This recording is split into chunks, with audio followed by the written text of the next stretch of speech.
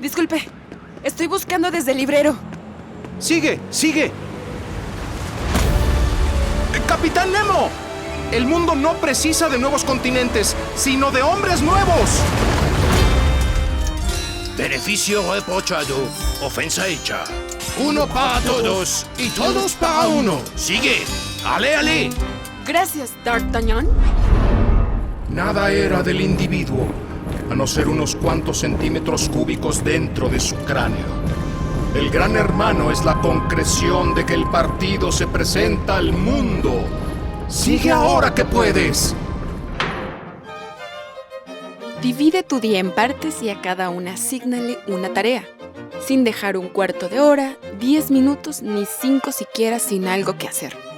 Cuando sea así, observarás que no necesitas compañía, conversación ni simpatía de nadie y lograrás vivir con la independencia que todo ser humano debe aspirar. Gracias, señorita Jane Eyre. Sigue leyendo, sigue escuchando.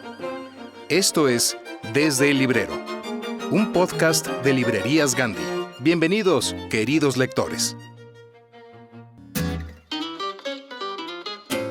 Hola amigos, ¿cómo están? Yo soy Yara Vidal. Hoy les traemos, como dicen los norteamericanos, un double header, como si fuera un juego de béisbol. Y vamos a empezar justo con una autora norteamericana llamada M.L. Río. Ella, en Todos somos villanos, publicado en Urano World, nos presenta a 7 jóvenes estudiantes de teatro en un exclusivo conservatorio, que sobrellevan la presión de un ambiente exigente mientras preparan puestas en escena de los clásicos shakespearianos, entre fiestas, romances y un asesinato. La autora estadounidense presentó la edición en español de su novela y tuvimos la oportunidad de platicar con ella. Además, les traemos otro autor muy interesante. Platicamos con Ramón Valdés Elizondo. Es un escritor, pintor, narrador y creativo mexicano, nacido en la Ciudad de México y desde muy joven demostró interés en las artes y la narrativa. Desde los 14 años ha escrito poesía, cuento, novela y ha colaborado en diferentes medios, en radio, en televisión, ha sido ponente y conferencista. Pero sobre todo Ramón es un promotor de la cultura mexicana. En su novela Flor Negra relata una historia llena de magia vinculada con el mundo maya. Vamos a abrir este espacio para comenzar a platicar con ellos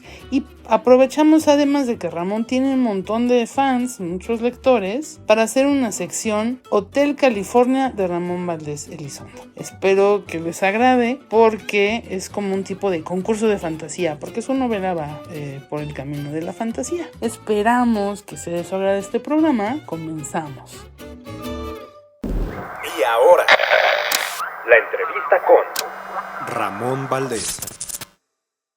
Buenos días, tengan todos. Está con nosotros, ni más ni menos, que Ramón Valdés. ¿Quién? Bueno, a lo mejor lo recuerdan algunos por Hotel California, una novela bien bonita, y de pilón ahora anda anda reestrenando, eso sería más correcto, Flor Negra, el címbalo de oro, que ya está publicada por Urano. Pero lo más extraño de este asunto no es que solo vamos a hablar de literatura, no vamos a hablar solo de Flor Negra, sino déjenme empezar con una pregunta impertinente, porque si no, pues, ¿qué le vamos a hacer? No hay más remedio que ser impertinente. A ver, Ramón, aunque ustedes no lo crean, es abogado. No solo es abogado, aparte es abogado empresarial o algo así, o corporativo, no sé cómo se diga técnicamente el asunto, perdón por mi ignorancia. ¿Cómo se brinca en el siglo XXI de ser abogado a ser escritor? En el siglo XIX pues era de rigor, pero hoy ya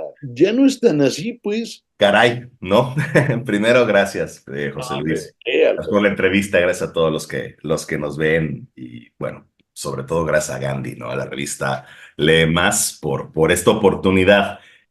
Mira, yo creo que las vocaciones se van descubriendo a lo largo de la vida, ¿no? A mí siempre me gustó escribir, siempre me gustó la parte creativa y también la parte de la abogacía me gustaba, pero yo creo que llegó un momento en mi vida donde empezó a pesar más la parte de la escritura, la parte de las letras, la parte imaginativa, y fue ganándole terreno. Y yo creo que eso fue lo que sucedió, ¿eh? Yo creo que a lo largo de la vida eso va pasando. Vamos descubriendo y siendo un poco más sinceros con nosotros mismos.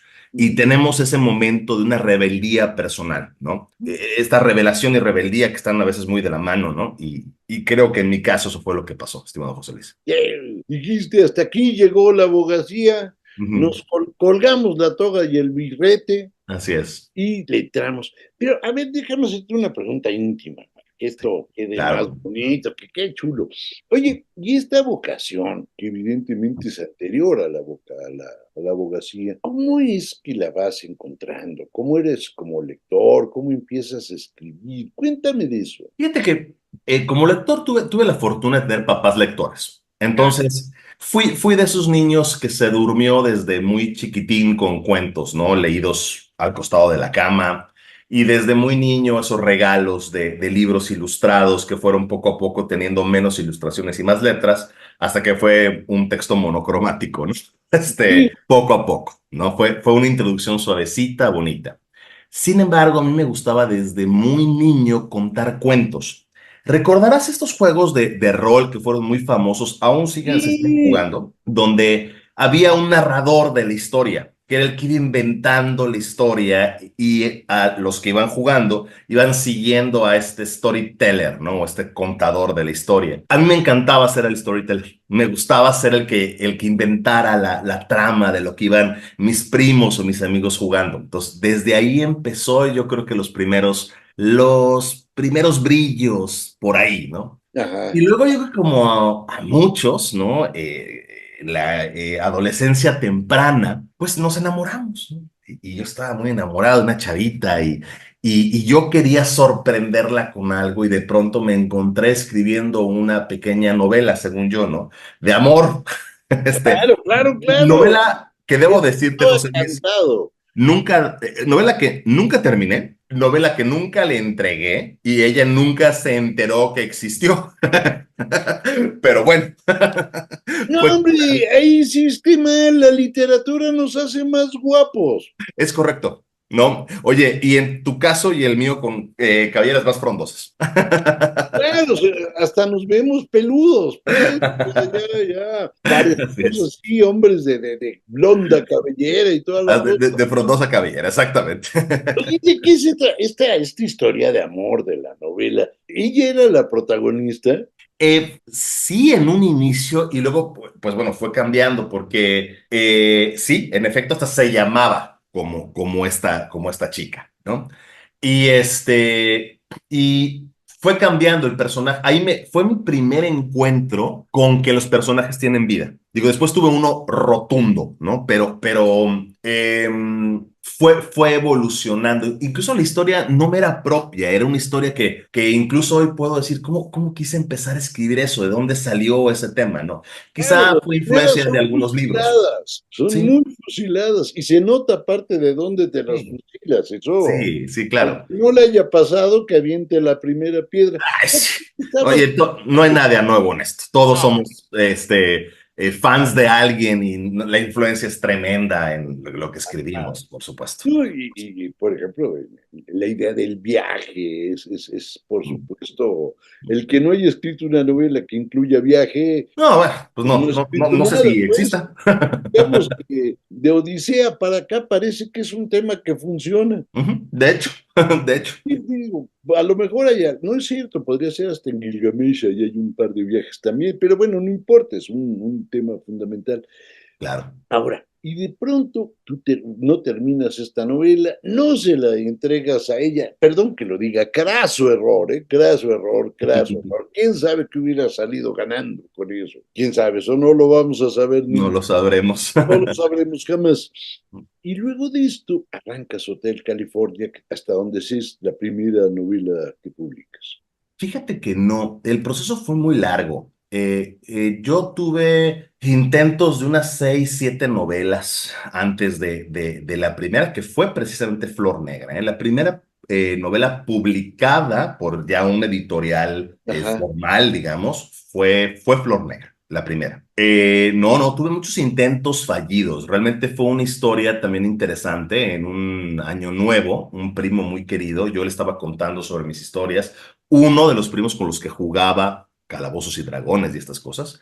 Claro. Y él fue muy claro conmigo, me dijo, oye, a este paso nunca vas a terminar ninguna novela de nada, porque traes 20 proyectos y ninguno concretas. Y te reto a que en año nuevo hoy me digas cuándo terminas la primera novela. Y fue un reto ahí tan duro que es cuando decido concluir la primera novela, que fue Flor Negra. Flor Negra tuvo una evolución. No empezó llamándose así, incluso te puedo platicar de dónde sale la historia de Flor Negra, pero al Ya, fin, ¿cómo vas? bueno, vas? pues No te detengas, ahí vas muy bien. siempre tuve como esta tendencia hacia lo mexicano. Siempre me sentí muy orgulloso de ser mexicano y siempre me atrajo mucho todo lo que es nuestra cultura, nuestros mitos, nuestras leyendas, etcétera. Pero no los conocía profundamente. Fue hasta una ocasión que en la oficina de un amigo abogado, precisamente de la carrera, de la maestría incluso, que me dijo, tenía él unas figuras de barro en su escritorio y estas figuras de barro pues, eran aluches. Mérida, te estoy hablando. Y me dice, no los toques. Y yo, ¿qué no los voy a tocar? No, porque si los tocas el luz se va contigo. Y antier una persona vino y tocó el luz y regresó pidiéndole perdón de rodillas a la luz. No sé qué. La verdad es que pura vacilada, no saltes nada. Pero me quedé con la idea de los alush y dije, ¿qué son estos? Entonces andaba yo por el centro de Mérida y me metí a la biblioteca de la Universidad Autónoma de Yucatán, una universidad muy bonita, muy antigua, y pregunto a la bibliotecaria si no tenía libros de aluches, y se me quedó viendo con cara de, ¿y este chango, qué le pasa, bro? Total, se va a unos 15, 20 minutos y regresa con 3 libros. Uno de esos libros es este. A ver. Este librito que está aquí, que seguramente muchos de ustedes conocen, que es La Tierra del Pariseno y el Venado, de Medisbolio, y me dice, es que aquí hay una historia de una luz. Y me da otros 2 donde efectivamente eran de aluches, pero aquí no hay ninguna luz. Aquí hay una de las leyendas para mí más asombrosas, que es la leyenda del rey enano o del rey adivino. Sí. Yo leo esta historia de 6 hojitas, no tiene más.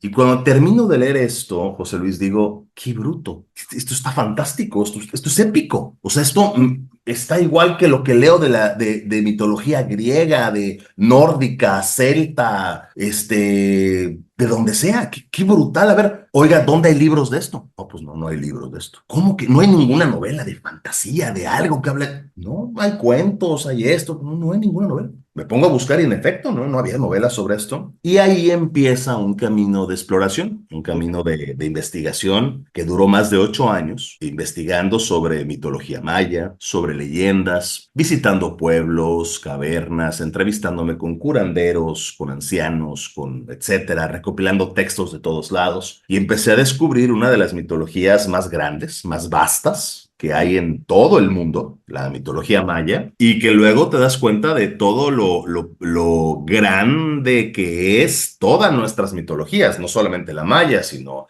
todas las del centro de México y las otomís y etcétera, purépechas y demás. Pero la maya en particular tiene una característica muy interesante. Al igual que la griega, los griegos nunca fueron un imperio, ¿no? Fueron reinos que entre ellos comerciaban, guerreaban, pero compartían mucha cultura. Entonces nunca hubo un proceso unificador de pensamiento. Entonces eso lo hace muy prolífico. Lo mismo pasó con los mayas. Como nunca fueron un imperio, tuve una situación muy similar. Estas grandes ciudades creaban mitos y los compartían entre ellos y generó una mitología tremenda. Yo de ahí digo, es que quiero compartir esto con todo el mundo. ¿Cómo lo hago? Entonces, si pongo a hacer un compendio de mitología maya, nadie lo va a leer. Nadie. Está muy difícil. O la gente muy especializada en ello. Especializada. O sea, Entonces, pues volteé a ver a Percy Jackson y el Ladrón del Trueno y volteé a ver pues, los inicios de Tolkien, ¿no? De dónde saca las ideas Tolkien, pues más de estas mitologías nórdicas, celtas. Y me di cuenta que esa es la fórmula. Y decido escribir Flor Negra como una trilogía, una entrega en donde esté ambientada en un mundo fantástico, que a diferencia de los otros, pues yo siempre digo Hogwarts, hablando de Harry Potter, pues tienes que tienen que construir un castillo en Disney, ¿no? Aquí, Pirámide del Adivino, ahí está. O sea, lo puedes tocar. Ahí está. ¿No? A diferencia de esos. Y entonces, creo esta idea de crear Flor Negra. Y Flor Negra, te decía que empezó de una manera extraña. El primer libro que se escribió fue el segundo. Este es el primero, ¿no? El primer libro que se escribió fue el segundo, que es precisamente la leyenda del enano de Uxmal. Por eso el segundo libro de esta trilogía se llama El Rey Adivino. En muy breve, José Luis, la historia de una anciana, una bruja muy poderosa, que le dan unos seres mágicos, un huevo. Y de este huevo nace un enano, que es fantástico, que ahí sabe... vas siguiendo muy bien la historia tradicional. Sí. O sea, tiene esta leyenda, este ser que no nace de mujer, como muchos de los grandes profetas o de los grandes reyes en las mitologías. Nace de un huevo, muy parecido a las mitologías nórdicas, por ejemplo. Sí. Este ser es mágico. Y pues este ser, al final de cuentas, observa a su madre, que es una anciana, que es una bruja, que aparentemente es muy poderosa, y ve que esconde, siempre bajo las brasas de un fogón, un pequeño círculo de oro, un címbalo. Y bueno, el enano se las ingenia para robar el címbalo, hacerlo tocar, y en ese momento desencadena una gran profecía. Hasta ahí me quedo en el cuento del adivino, pero yo me hice una pregunta previa a eso, porque la historia es épica. Lo que tiene que pasar después este enano de tocar el címbalo que desencadena una profecía, viene una historia épica de cómo este enano logra convertirse en el rey de Uxmal. Exacto. Pasa por muchos periplos, pero logra ser el rey de Uxmal. Y yo me hice una pregunta muy clara. Bueno, ¿y quién es esta anciana? ¿Por qué es tan poderosa? ¿Quién le dio el címbalo? ¿De dónde viene todo esto? Que en el cuento original no viene. No viene, no.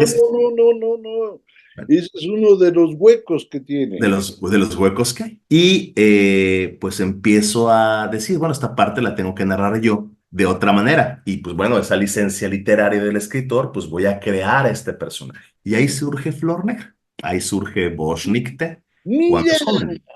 Lemas es la revista oficial de librerías Gandhi, la cual la puedes adquirir en todas nuestras librerías a nivel nacional. No te olvides además que si ese mes se te fue comprar un número o quieres otro ejemplar, puedes ingresar en revistalemas.mx o gandhi.com.mx para adquirir los números anteriores por 25 pesitos.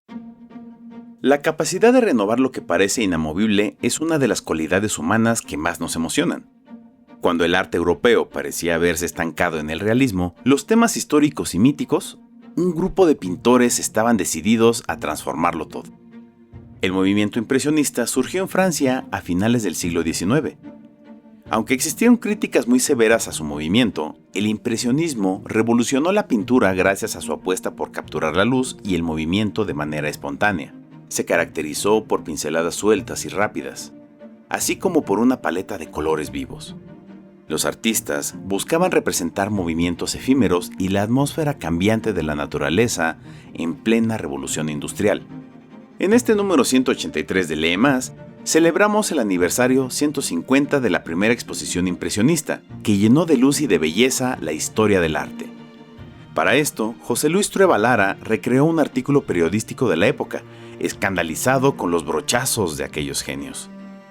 Erles Velasco nos presenta a las mujeres impresionistas, quienes en su momento no tuvieron la visibilidad que su talento merece, pero cuya obra ahora podemos contemplar. Beatriz Vidal, historiadora del arte, nos lleva a un recorrido espectacular por Giverny, Normandía, a los jardines de Claude Monet, mientras que el escultor Sergio Pedraza Ávila nos invita a conocer el Musée d'Orsay. También platicamos con Chiara Pascheletti sobre su nuevo libro acerca de Frida Kahlo, con Ildefonso Falcones acerca de su novela Esclava de la Libertad, y con los organizadores del Festival Internacional de Teatro Universitario que disfrutaremos muy pronto. En Niños a Leer, platicamos sobre un libro para introducir a los más pequeños al mundo del arte y los museos. Finalmente, honraremos la memoria de dos escritores fascinantes, los 100 años del fallecimiento de Joseph Conrad y la reciente pérdida de Ismail Kadaré. Encuentra este número en librerías Gandhi, gandhi.com.mx y revistalemas.mx.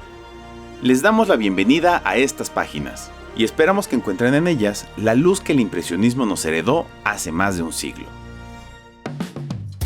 Hoy, en Breviario Cultural, te presentamos Hotel California. Hoy tenemos un programa muy especial, un concurso de fantasía. Contamos con 2 invitados excepcionales, representando a la realidad humana, Damián, y desde el universo de las fantasías, el Hotel California. Un fuerte aplauso para ambos. Gracias. Estoy aquí para representar a la realidad humana y demostrar que ningún hotel es lo suficientemente mágico para mantenerme prisionero. Eso no se discute. En este podcast vamos a escuchar y retar a los invitados. Así, demostraremos quién es el rival más débil, la realidad humana o el universo de las fantasías. ¿Están listos para comenzar? ¡Empezamos fuerte! ¿Qué habilidades tendría tu contrincante para volverte loco? Que controle el espacio y tiempo. Eso vuelve loco a cualquiera. Y no lo digo por exageración. Esas 2 leyes deben estar juntas para que tu cabeza trabaje normal. Piensa en un centro comercial. Entras al mediodía, recorres medio pasillo, ves tu reloj y ha pasado 1 hora y media. Eso es desconcertante. ¡Oh! El Hotel California enciende y apaga las luces de sus habitaciones. Damián, vas por muy buen camino. Ahora, Hotel California, ¿cuál sería una de tus torturas para que tu huésped quiera salir corriendo?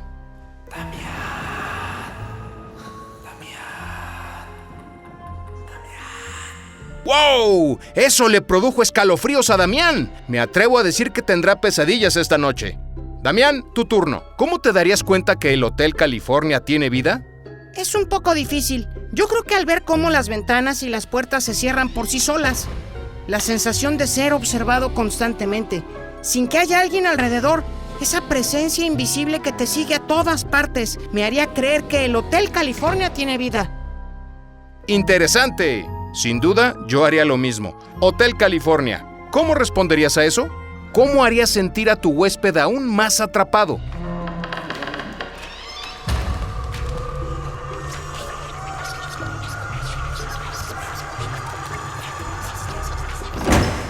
¡Espeluznante! Voy a traducir rápidamente lo que nos dijo el Hotel California. Mis paredes susurrarían secretos oscuros, de quienes se quedaron ahí y nunca salieron. Los espejos reflejarían pesadillas y los pasillos cambiarían de forma, haciendo que las salidas se conviertan en una trampa sin fin. Simplemente fantástico. Damián, ¿cómo lidiarías con una situación así? Mantendría la calma y buscaría cualquier patrón, cualquier cambio en el hotel. Intentaría recordar cada detalle de mi entorno para encontrar una lógica que no permita escapar. Creo que la observación y la paciencia serían uno de mis mejores aliados. Esta batalla entre realidad humana y el universo de las fantasías fue intensa, pero el ganador fue el Hotel California, que mantuvo prisionero a Damián sin que él supiera. Este fue el concurso de fantasía entre Damián y el Hotel California. Muchas gracias por sintonizar este podcast. Sigan escuchando los siguientes episodios. Volvamos a nuestra programación habitual. Y ahora, la entrevista con M.L. Rio. Si deseas ver la entrevista con subtítulos en español, la puedes encontrar en el canal de YouTube Revista Lee Más de Librerías Gandhi. Thank you so much for this time. How are you? I'm doing really well, yeah. This is your first time in Mexico? No, it's my first time in Mexico City, though. Okay. Yeah. Is it exciting to find readers in Spanish? Today you're going to see them here in our bookstore? It's so exciting. You know, I never thought this book would find an audience around the world, and I'm just grateful and flattered that people want to read it and want to hear me talk about it. Well, thank you so much for giving us the opportunity to talk to you about it. Oh, of course. So, we want to talk about If We Were Villains. In Spanish is Todos Somos Villanos, which have just been released in Spanish, thank you to Editorial Urano. In the era of the true crime podcasts and the serial killers on TV documentaries, you wrote a novel with a theatrical approach, which is really interesting. Do you think each one of us is a character in our own drama stage? Oh, Well, I think Shakespeare would say so. You know, he said all the world's a stage and all the men and women merely players. And, you know, I think we play a lot of parts in life and we're assigned different roles, you know, whether it's you're a daughter, you're a sister, you're a worker. And you play different parts depending on what environment you're in and who you're with. So I think we all have a little bit of an actor down there somewhere. How did the story come true to you? How did it start? Well, so I actually was an actor. I was an actor for almost 20 years. And when I was in college, I was working on my senior honors thesis, which was all about Shakespearean tragic structure. And at that point, I'd written a couple of novels, but, you know, none of them were very good. And I wasn't really sure why. And then I thought about there's this piece of advice you hear when you're a writer, which is write what you know. And I wasn't doing that because I was young and didn't think that advice applied to me. And then by the time I was, you know, in my senior year of college and starting to think about this book, I went, okay, you've been an actor for a long time. Why have you never written about that? Because I had never seen a novel that really got backstage the way that Villains does. And I really wanted to bring that world to life because it is such a rich, strange world that I knew really well. So that's kind of where Villains came from. Yeah, that's the real drama. Yeah, that's real drama. Coming back to Shakespeare, Shakespeare has been considered the master of philosophical passion. And somehow you are giving us 7 young characters with an awareness in their own passions. Shall we all be aware of the darkness that drives us to fulfill our desires? And how did you start to develop these characters? Yeah, I mean, I think everyone has elements of good and bad in them. I don't think anyone is all good or all bad, and really nothing is kind of black and white like that. But a lot of fiction works that way. You have good guys and bad guys, and there's a happily ever after for the good guys. And one thing I really love about Shakespeare and his tragedies in particular is it's a lot of moral gray areas. So not totally good, not totally bad, and just because you're good doesn't mean things are going to go well for you. And that was something I really wanted to capture with Villains, is this kind of tension between the right thing to do and the wrong thing to do. And sometimes it can be really difficult to know which is which, especially when you're in your early 20s, like all of these characters. They're young. They're old enough to be legal adults, but they're still young enough to make really stupid mistakes.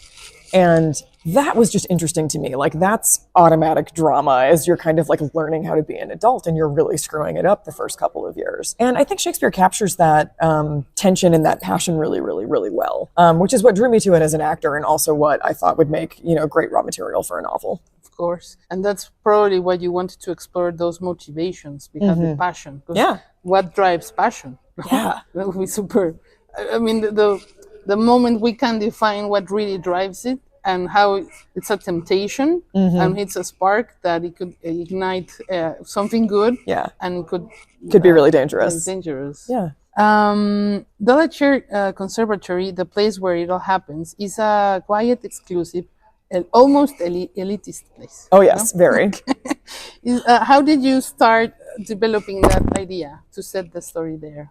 Yeah, so I actually didn't go to a conservatory school, but a lot of my friends did. And I did go to a conservatory summer program when I was about 16. And it was very competitive and very intense. And that's, you know, when you talk about passion, like something like that, it is passionate, but it is also dangerous because you can get really, really deep into the weeds. And academia is a really special place, sometimes in a good way and sometimes in a bad way, where it fosters that kind of competition and exclusivity. And that can do a lot of damage. And I was really interested in that. So that did become a big element of the novel because I was curious about, you know, what happens when you take a group of passionate young people and then put them under enormous pressure to perform. And they crack up because that's what happens. Exactly. Did you take anything from your friends? I get that question a lot. People always want to know which character is you, are they your friends? And don't tell us specifically, but I mean, it's fun when you find the thread of the story and sure, you know, you can take a little bit of the real side. Yeah. I mean, what I'll say is, you know, none of the characters were based on individual people that I knew. They were more based on like types of people that I encountered working in theater for as long as I did. When I was thinking about this book, I kind of went, okay, if you walked into a room where a bunch of Shakespearean actors were rehearsing, who are the personality types you would inevitably find in that space? And then the book also kind of becomes about how those characters then start to act against type and how things kind of fall apart when people don't fit into those boxes they're assigned. So that was an interesting part of it too. How do you think, for example, you say you have 20 years in acting. How can I say? the difficulties that you can come across. It's not only the castings, the find the right play, the pay and everything. It's also those passions and the egos. Yeah, it's a job that will eat you up and spit you out. And it's really, really difficult to be an actor. When I was in college, a professor said to a class of us, he said, don't become an actor if you can imagine yourself doing anything else, because it is such a hard line of work to be in. But you do it because you're passionate about it. It's really hard to walk away from. So it is very much a love-hate kind of a thing. And academia is the same way, which is why those two things dovetailed really nicely in the book. And I would say that writing is similar. Writing is difficult. Writing is competitive because so many people want to write books and want to get published that you have to find a way to stand out from the crowd, and you have to work really hard. And you will go through a lot of rejections before you ever get a yes. And, I still get rejected all the time. It's just kind of part of the business. Yeah. So you have to have a very thick skin in any of those fields. And you still find joy with all of that? Oh, absolutely. I mean, it has to be worth it, and if it's not worth it, you don't do it. But I really love writing. I really love theater. I really love making art. And I feel unbelievably lucky that I get to do that for my job. Do you see yourself more writing now that you have experienced it? Yeah, I mean, and I've been a writer for a long time. I wrote a bunch of novels that didn't get published before Villains because they just weren't very good. And I kind of took a hiatus from writing to get my PhD. So I did that. I was in academia for like 12 years, all told. It didn't take me 12 years to get my PhD. I also did a master's degree. It took a couple gap years. And that was partly because when Villains first came out, it didn't do super well. It didn't actually start to find readers until like 3 years after it had come out. So that was kind of a surprise. And I didn't think I was ever going to get to publish again. So I am very lucky that I get to pivot back to writing now. So I have 2 new books in the pipeline that I'm really excited about. Yay, congratulations. Thank you. I hope they get translated to Spanish also. They will. They've actually already been picked up by my Spanish publisher. So so Graveyard Shift and Hot Wax will both be coming in Spanish. That's amazing. Yeah. I hope to see you again and ask you how are you doing down the line. It's a date. We'll do it. Thank you. Well, I want to talk a little bit of these 7 young people again. Men and women in their early 20s are like any other boy or girl. You may say they want to be successful and happy, but they speak in Shakespeare dialogues. Yes. That was really interesting. Did you want to make a statement about the topicality of this literature, or how did it come across? Yeah, kind of. It's people I think have a misconception about Shakespeare and what he is, because we kind of hold him up as like the greatest poet in the English language or whatever. Maybe he was, maybe he wasn't, but in his own time, Shakespeare wrote for a popular audience. He does write some very lofty, beautiful speeches, but he also writes entire scenes that are knock-knock jokes.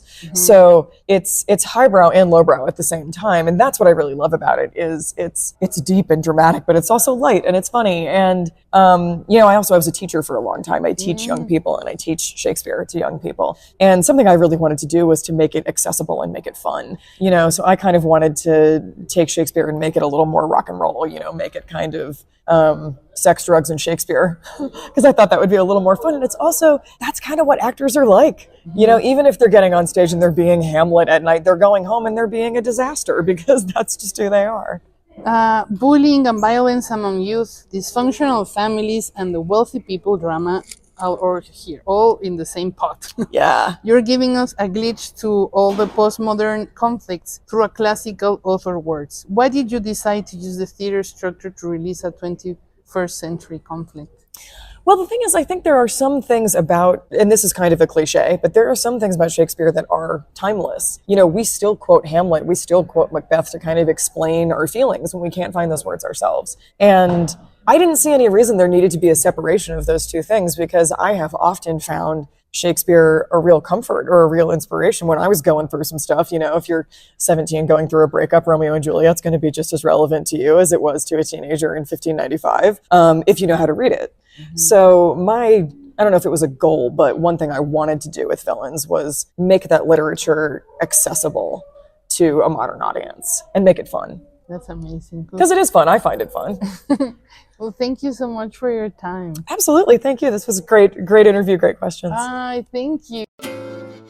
Amigos, gracias por escucharnos. Diviértanse con nuestras redes sociales, @revista Lemás, @librerías Gandhi. Encuentren, por favor, el camino de tener una revista Lemás en sus manos. Ya estamos a unos días, la próxima semana ya sale prácticamente el número de septiembre, pero tienen más de 183 números, como 187 más o menos, porque estamos con unos números ahí de la revista de jóvenes y niños que no se contabilizaron dentro de esa numeralia, pero lo importante es que está gratis, que está en gandhi.com.mx si quieren comprar el ejemplar y en revistalemas.mx si quieren ojear unos de nuestros números. Y por supuesto les pido que por favor se suscriban a nuestro canal de YouTube, Revista Lemás de Librerías Gandhi, donde cada semana tenemos entrevistas, pláticas y mucho humor, porque la literatura y la cultura deben ser lo más agradable posible. Ya todo es un poquito serio y tratamos de buscar el ángulo relajado. Les mando un abrazo muy grande.